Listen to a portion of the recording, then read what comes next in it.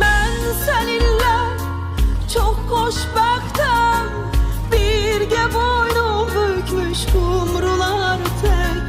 Qəlbimdə yaşayırsan, en değerli, en saf duygular tek. Gözlerimde bir alem var, orada sen varsan orada ben varım. Sen hamıdan bəxtə versen, mən isə hər kəsdən bəxtiyaram. Harda var ki senin sevirəm deməyindən, koy bakım gözüne, sarılım yüreğinden.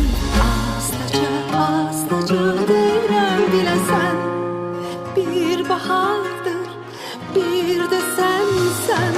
Size olan sevgim bir ihtiyardır.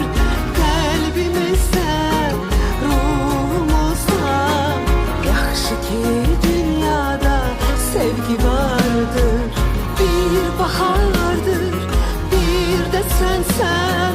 Size olan sevgim bir ihtiyardır.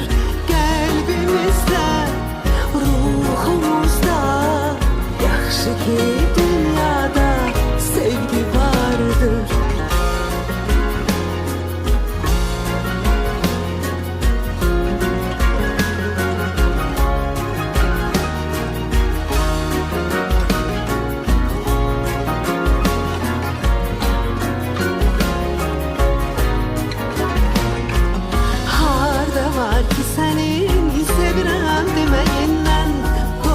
Bakım gözüne, sarılım yüreğinden.